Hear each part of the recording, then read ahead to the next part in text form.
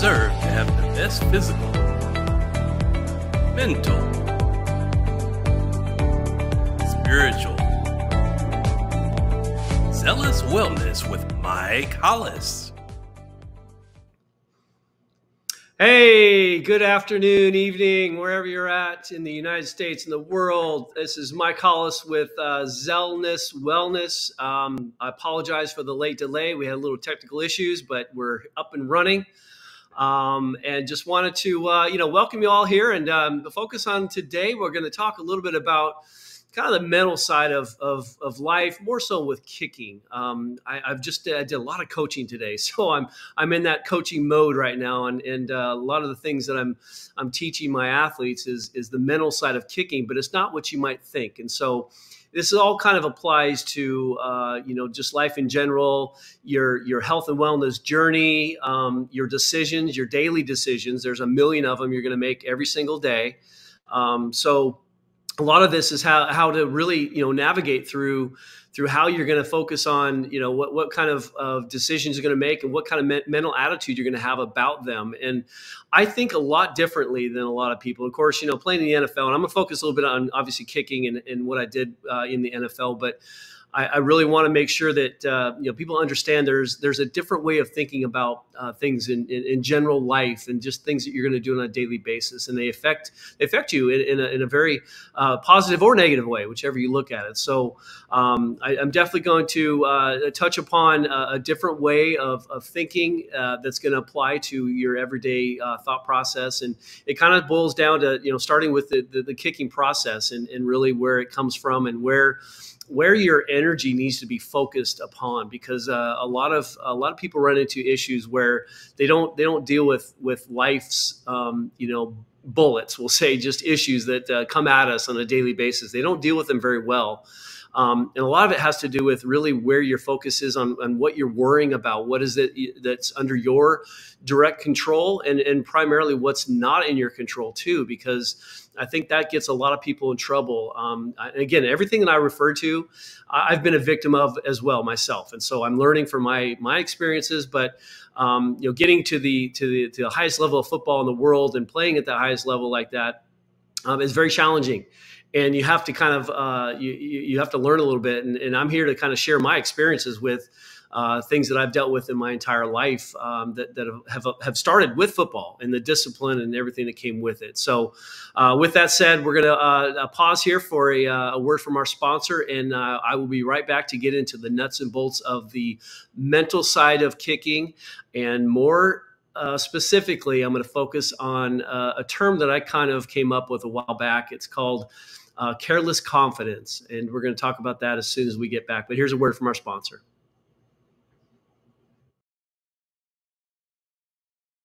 At 3, we want to give you the true health benefits that you're paying for, something you can feel and see a difference quickly. Each product is packed with powerful plant-based nutrients that are combined through a proprietary curation process and then infused with innovative cellular absorption technologies to ensure the nutrients absorb into the cells for maximum wellness. The quality and effectiveness of our life-changing products is evident by their approval to be included in the well-known Prescriber's Digital Reference, or PDR. PDR has been a valuable resource to the medical doctors and providers in the healthcare community for decades. Our products are GMO-free, clinically studied, and third-party tested, all designed to support health and proactive wellness for everyone.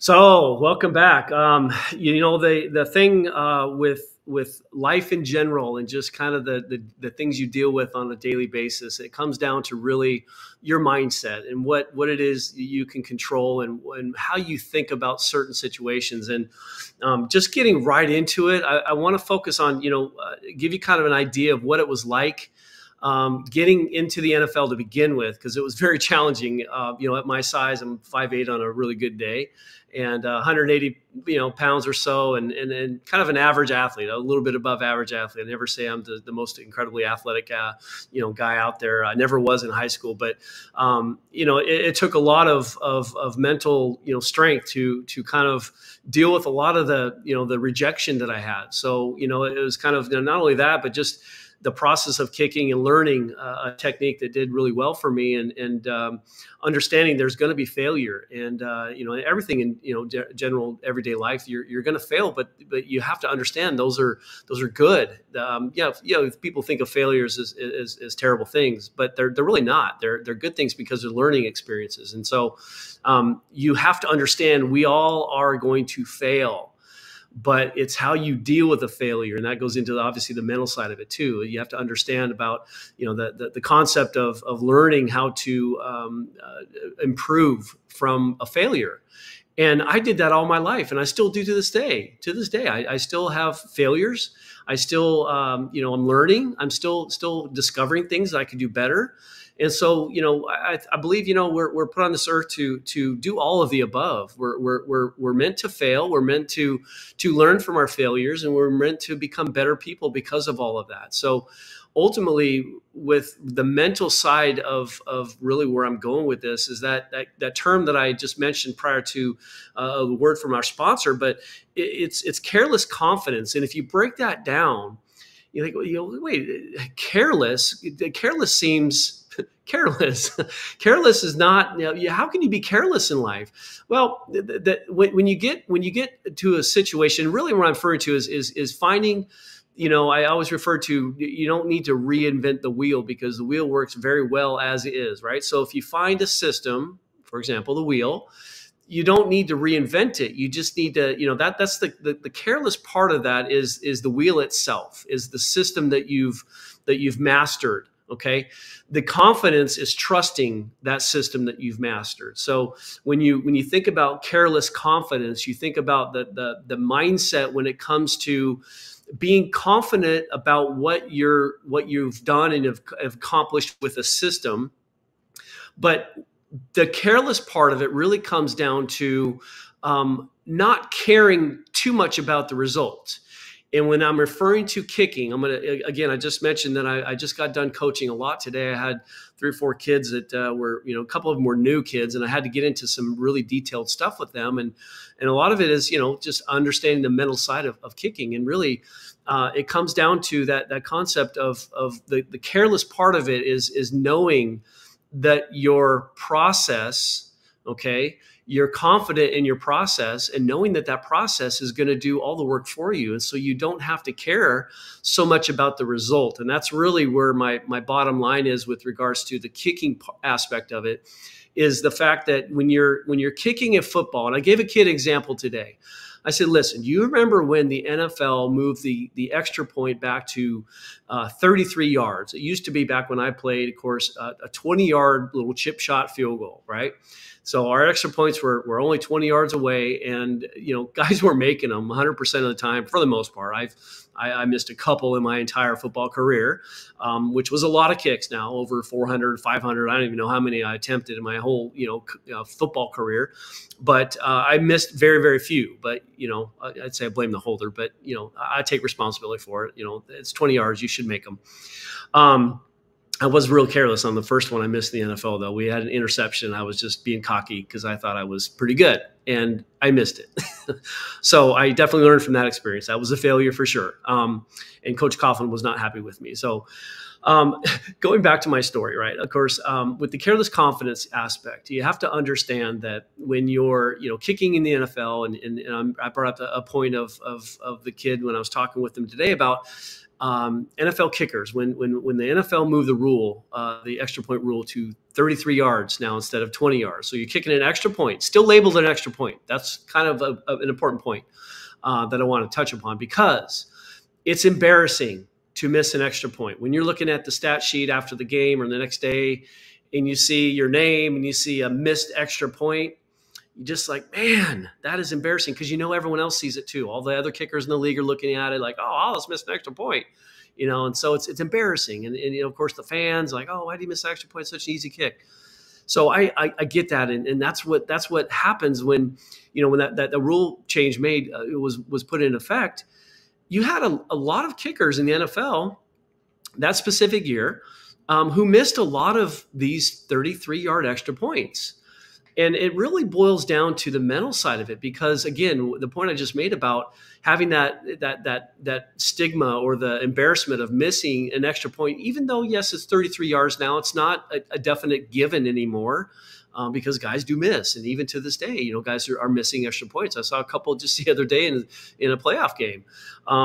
So with regards to that, though, the first year there was a lot of missed extra points, and what I'm referring to is these kickers cared too much because of exactly what I was just saying. They cared because they didn't want that stigma of missing an extra point because it's embarrassing. So they cared so much that guess what they did? They did something different. They tried to reinvent the wheel. They did a different technique. They did something. They second-guessed themselves because they kicked it very carefully, the ones that they missed clearly, but these extra points all season long, they kicked them really carefully, hoping not to miss because, again, it's embarrassing. So that plays a huge role in the mental side of kicking, and that goes right to my point of the careless confidence. So if those same kickers were to attempt 33-yard field goals, now there's a difference. Extra point, field goal, same distance, okay? You got a kicker, if it was me, now, I think I would have the mental capacity and the strength to not change anything. I understand 33 yards. Yes, it might be embarrassing if I miss an extra point, but I can't do anything different. Why should I? Because here's what happened. I think a lot of guys came on, they approached they ran on the field thinking they're kicking an extra point, and they kind of tightened up. They was like second guessing, oh, I hope I don't miss this one. I don't want to embarrass myself. But that same kicker later in the game comes in for a 33-yard field goal, no problem. Okay, so that's the thing. It's like it's a mental. Like you approach a 33-yard field goal as field goal. I got to make 3 points. I got to make it. No big deal. So I have done this a million times. Well, an extra point, yeah, it's only worth 1 point instead of 3, but still, it's that stigma. That's embarrassment of missing an extra point. And I'm telling you, that's what guys did. They second guessed themselves. They tried too hard not to miss.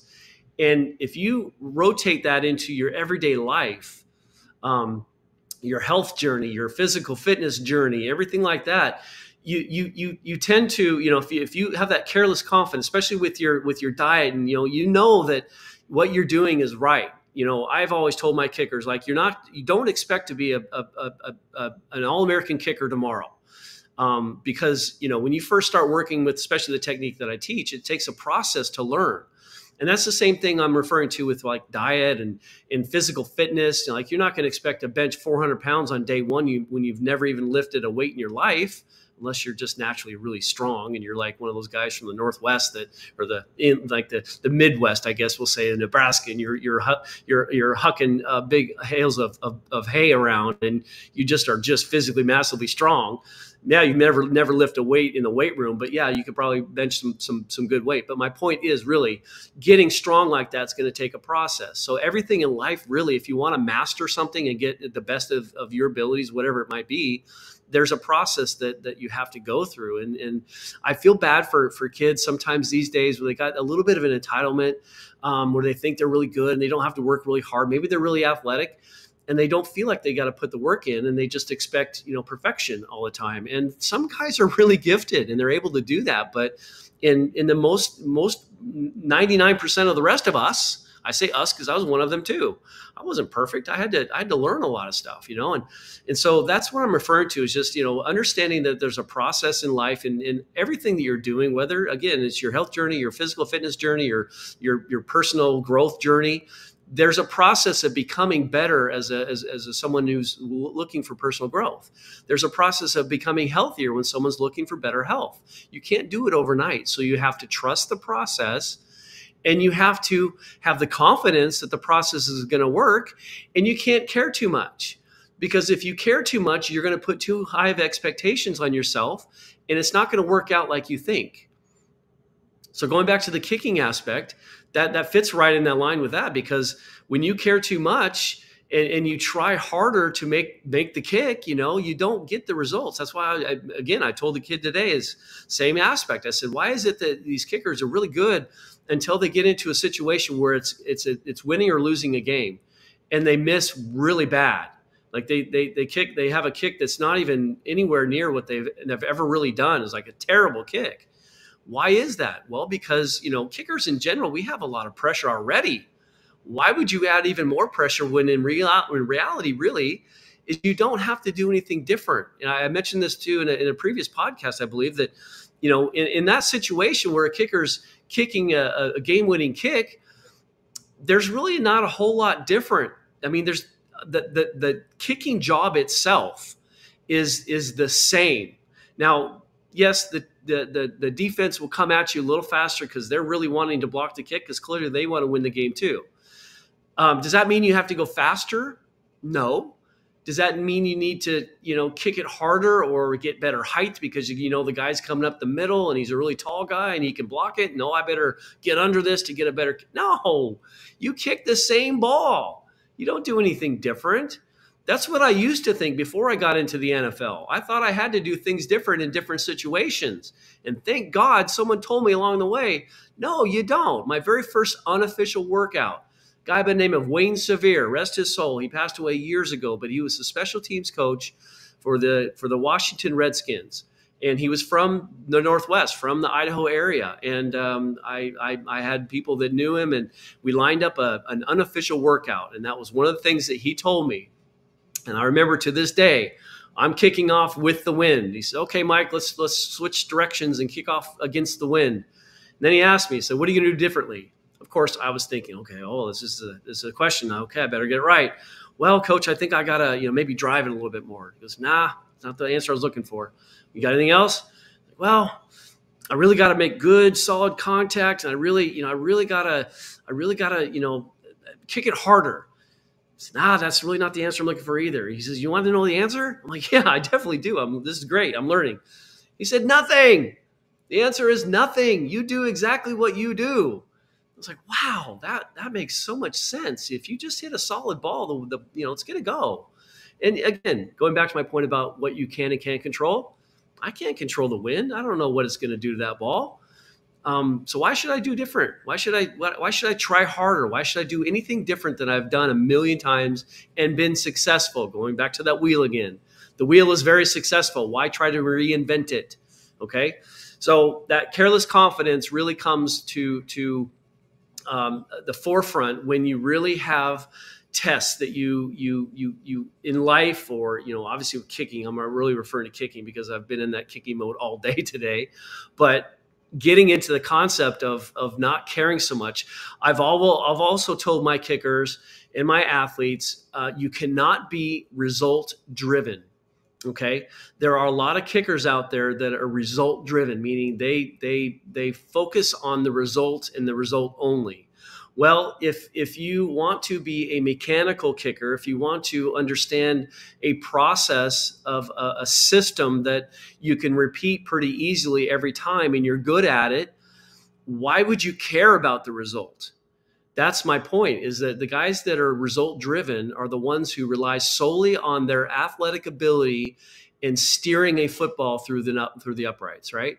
So that really doesn't jive well with me because I am such a mechanical kicker. And I learned all this, of course, because, at my size, I wasn't able to compete against the Sebastian Janikowskis of the world that were just big, strong, and freakishly athletic.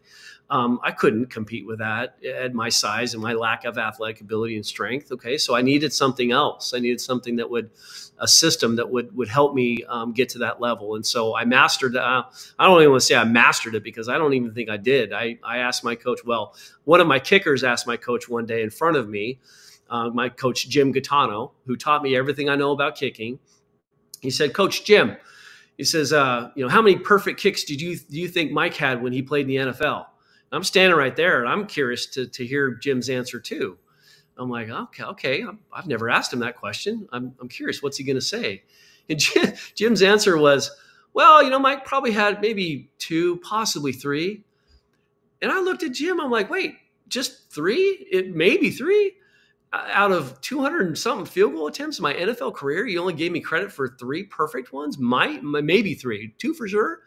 He said, well, yeah, you were close on a bunch of them, clearly, because you made a lot of them, but you weren't perfect on them. I'm like, wow, that was kind of a blow. But in reality, it wasn't, because I know, I don't kick the same exact ball every time. There's guys today that kick a ball pretty much the same way every time, and the same ball, right? Well, I wasn't that good. I was good. I put the ball through the uprights, but they weren't always the same. They're pretty consistent, but it was a learning experience for me. It's like, okay, well, you don't have to be perfect to be successful. And again, going back to careless confidence, you can be careless as long as you're confident in what works.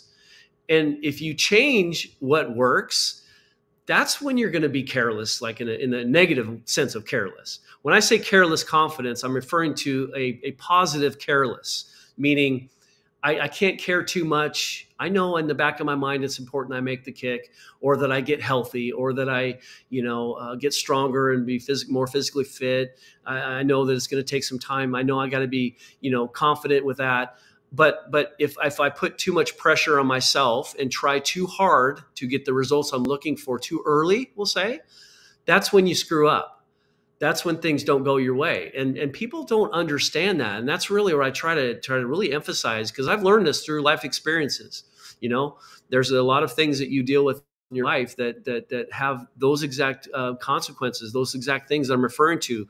Everything, there's always results of things that you do in everyday life. There's going to be a result. Could be a good result, could be a bad result. Okay. You have to have the confidence in knowing that the work that you put in for that result is the right work. Okay. It's successful. It's a system that works for you and others. And that's a good thing about, what people are teaching online through other podcasts like my own, clearly. But they're teaching things that they've learned through their life and what they were taught as well. And really it's a shortcut for things that, that people had put so much time and effort and experimenting on and understanding, how things work. And you have to rely on others to teach you as well. And so don't be afraid to learn. That's one thing too, that, there's a lot of stubbornness out there. There's a lot of pride. Again, everything that I'm telling you, every single thing that I'm mentioning today, every podcast I'm going to do, everything I mention, I have lived through, I have done personally. I've been a victim of. Yes, I've had pride before. I sometimes still kind of do here and there. But you catch it, can't be I got to be, humble about it. Can't be complacent about it. Can't be arrogant about it. There's a lot of pride and stubbornness in the world. The stubbornness, I'm there too. I've had some stubborn times in my life as well. But the nuts and bolts of it all comes down to the concept of being very confident in what you're doing. And that confidence comes from experience. Going back to what I said originally, very beginning of this podcast about failure. How are you going to have experiences without failure? How are you going to, there's no such thing as people having experiences with zero failure. You're going to have failure in some experiences that you're doing in life. It's just going to happen. And again, the old adage everyone says, it's all about how you deal with the failures. How do you bounce back? How do you you fall off the horse, you get right back up on the horse and you ride the horse again. You hear all that kind of stuff, but there's a lot of meaning to it. There's a lot of truth to that. So that really, coming from someone who played football. And again, I catch myself talking a lot about myself in football, but I don't want to, impress you in the sense where I'm bragging about stuff. I'm just being real and impressing upon you that anybody can do these kind of things. Like you are so much more capable of what you think you are. And that really boils down to your mindset and what you're able to accept and what you're able to understand that you are going to fail and that you just have to get good and get better at the system, whatever it is you're doing. Maybe they're clearly Michael Jordan. How many teams did he get cut from? In high school, and how many teams in college, how many rejections did Michael Jordan have? How many shots did he miss? Talk about missing basketball shots. Like, man, that guy missed a ton, but he's Michael Jordan. Look at him now.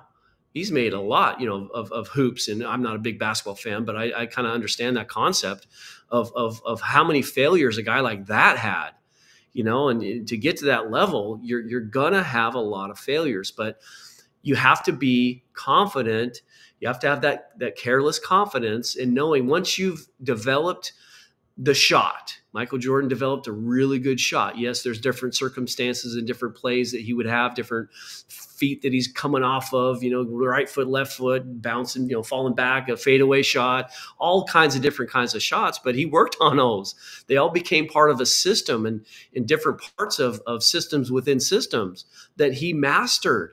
Got very good. I don't want to say anybody's ever mastered stuff because you get to the point. You still, when you think you've mastered it, you can still fail. A lot of it maybe come down to the mental side of it. And if you bring in the sport golf, that's really, talk about a mental game. There are a million golfers out there that are very good, right? There's guys out there that could be professional golfers, and maybe they're scratch golfers. They're incredibly good. When you get into the tour stuff, the PGA tours and all the leagues and things like that, where these guys are so good that the number 200 ranked golfer can beat the number 1 ranked golfer any given day. At that level, with so many guys and girls that are so good at that skill of golf, it all really comes down to how do they handle the mental side of it, because they're all physically so good. Golf's been around a million years. The proper technique has kind of been established. The basic foundation of the golf swing is there. If you look at that 200 ranked golfer and put him next to the number 1 ranked golfer, their swings are pretty similar. There might be some subtle differences. John Daly might be a little different as far as the way he swings, but Charles Barkley in the way he swings.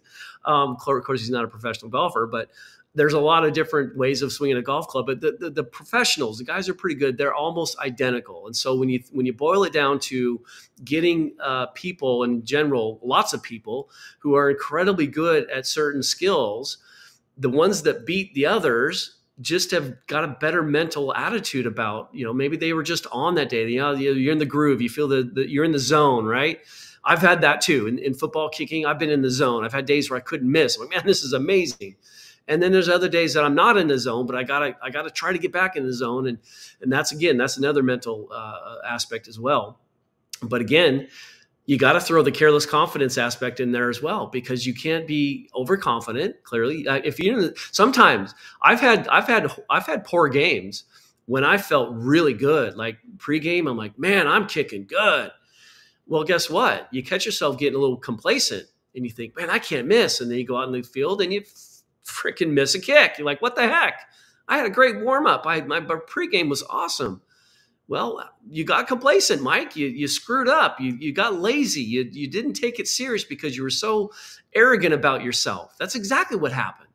Okay, so really you have to be in real life, real time, in the present moment all the time. And you have got to have that careless confidence in knowing that it really is the system and things that you've done a million times and been successful at. You just have to rely on those under all circumstances too. That's another thing that I was, I guess, complimented on a lot throughout my NFL career, is the fact that I was able to kick under conditions that were kind of poor, like rainy days, slick field conditions.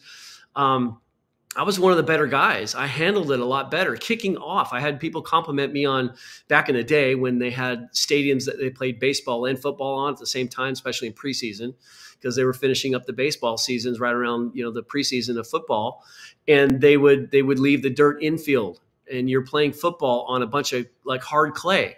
It's not grippy. There's no traction there. And you got to kick off out of that crap, right? So it's a very big challenge at times. And the guys that freak out and try like, oh, I got to do something. I got to kick it harder. And those are the guys who are going to slip and fall or worm burn the kick. They're going to kick it low, wobbly, kick it out of bounds even. I didn't have that attitude. Yes, there's that in the back of your mind. You're like, yeah, you got to kick it a little. I got to hit a solid ball. I got to hit it pretty good. But in the back of your mind, you really, you have to trust, again, the mechanics. You have to trust the system.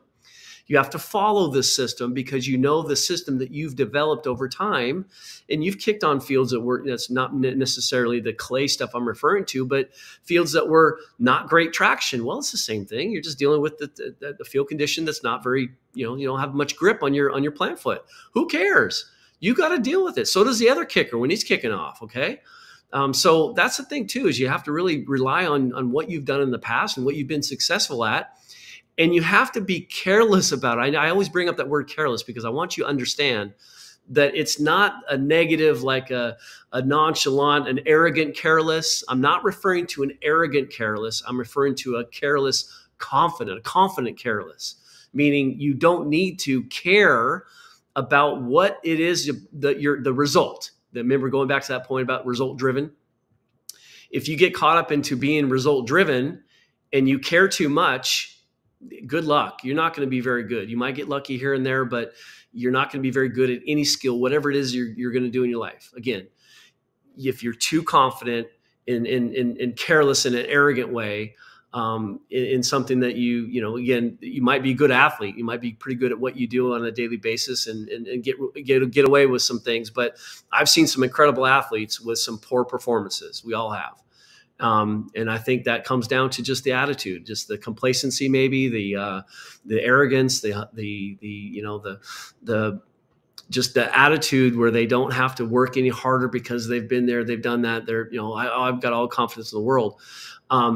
That's a death trap. That is something you got to watch out for. And I'm telling you, matter of fact, I got interviewed not too long ago from a reporter up in Buffalo, New York, of all places. And he was he wanted to get my opinion about, what's the kicker's attitude and coming into the playoffs. And I was like, well, what the kicker's attitude should be is just another game. Why would it be any different? It's just another game. Just do what you've always done. Why was your job different? Now, on the other end of the spectrum, I'm referring to the other athletes on the field, the linebackers, the quarterback, the receivers, and DBs, all the other positions. It's going to be a faster game. I've witnessed it firsthand. Yes, playoffs are, when you closer you get to the Super Bowl, the more speed and the harder hits and the more passion and just blood, sweat, and tears you're going to see. I get that, but I'm a kicker. In my situation, my job didn't change at all. If anything, if anything is going to change, it's not going to be in a good way. If a kicker is approaching a game in a playoff game, or maybe even a specific kick, as if though they have to make it or else, this is a life or death situation. I got to make this kick. Then they might screw up. And again, they might get lucky. They might make the kick because they're good and they might just sneak it in. And that's the other thing. Watch out for it. Watch out for playoff games in the NFL. Watch how kickers are kind of sneaking balls in now and missing. Okay, I think those are the type of guys that are caring too much about or doing something different, when in reality you don't. You don't have to do anything different. Now, again, I'm referring to the kicking position because it is what it is. There's nothing different a kicker has to do just because the game means more. There's nothing. That's why I've always said on game-winning kicks, like people say, how do you deal with the mental stress of a game-winning kick? I'm like, well, this is going to sound really crazy, but I didn't care where the ball went. What do you mean you didn't care where the ball went? You got to be kidding me. You don't care if you miss the kick? Like, I didn't say that. I don't want to care where the ball goes, because if I care too much, I'm going to do things differently. I'm going to try really hard to make the kick instead of just doing what I've done a million times in a row. So again, that is a life lesson, I think, that works for a lot of things, general everyday process of life. Just focus on what you've been successful at. But again, it takes some time to, whatever it is you're doing in your life, whatever skill, whatever process, whether it's your health, whether it's your fitness, your whatever skill it is you're doing in your life. Yes, there's a process of learning a system that's the best possible thing that you need to do, and the things that's going to work the best, the system that you've developed over time. But once you get that confidence in knowing that the system is working for you, that's when you can relax. And I'm telling you from personal experience, one of the best feelings in the world, and this is going to sound very crazy for you to hear, one of the best feelings in the world, and I remember this vividly, right in the middle of my NFL career, right in the prime, when I was one year I was 30 of 36 on field goals. The next year when I went to the Pro Bowl, I was 31 of 36 on field goals. Weird, I had 36 attempts in 2 years in a row. But those 2 years and the year after that, I believe, was still there as well. Lining up to kick a field goal, just doing my 3 steps back and my 2 steps over, I was thinking to myself, that was the hardest part of the kick. And how hard is it to line up? Anybody in general would know it's a very simple thing to do. You take 3 steps back, you do your little line, you aim, and then you take 2 steps over, 90 degrees. You got to get that pretty good too, especially if you want to be a mechanical kicker. But I was like thinking to myself, now all I have to do is just put my foot on the ball and I've made the kick. And that was the most comforting feeling in the world, because I knew I had so much confidence in my form, because I did it last week. I did it yesterday. I was kicking 3 or 4 days ago. I was kicking 3 months ago, and I was making kicks left and right, not missing them left or right, making them all the time. So why would I have any doubt about my form and my system and my process, my technique? There's no reason for me to doubt myself. And that's where you get that the lack of confidence gives you the second guessing aspect. That's when you start second guessing yourself and doing things differently. And that's when you mess things up. That's when you get too careful. I don't say careless, too careful about making or missing the kick. Another prime example, and we'll finish up with this. When I'm coaching, I've got kids that I've gotten into the Arena League. I've seen these kids kick. They're kicking amazing. They're outside. We'll get them outside. We'll kick them on regular size goalposts. We'll have them kick indoors. Their form is flawless. Like, man, you are getting so good. The balls are, bouncing off their foot, just flying up in the air. Just the sound is really deep, and boom, he's kicking these great balls. Get them into the Arena League. Now the goalpost is half the size that they're used to kicking on. They look so different, and it's pretty obvious. I've done this for a long time. I've seen a lot of kickers and worked with a lot of kickers in 18 years. I've seen a lot of guys that we've gotten to the Arena League specifically because of the narrow goalpost. They kick so much differently because now they've got to put this ball in a smaller target. And when they're kicking outside on a regular goalpost, the ball's going right down the middle every time anyways. Why is it any different? In other words, the ball's going where they're aiming. When they're in the Arena League, the ball, if they just kick it the way they learn how to kick it, for me, the ball would go where they're aiming. But they don't kick it the way they learned it from me because they're not confident. They're kicking too carefully. They're trying not to miss. Going back to my point about the NFL kickers and why they missed so many extra points the very first year when they moved it back to 33 yards. They didn't want that stigma, the embarrassment of missing an extra point. So they kicked it very, very carefully. That is an issue. That's a problem. So with that said, I'm going to end with this with regards to careless confidence. Understand what that term means. It's a very positive, careless attitude because you're so confident in the system that you've worked really hard in developing and saw a lot of success with. That is the bottom line, and that is the end of my show today. I'm actually loving these podcasts. I love sharing my thoughts, my experiences. I love it. So with that said, I look forward to seeing you guys next Monday night at 5:30. Until then, have a great night, and we will see you next week. Take care. Thank you for watching Zealous Wellness with Mike Hollis. Please like, comment, share, and subscribe. See you next time.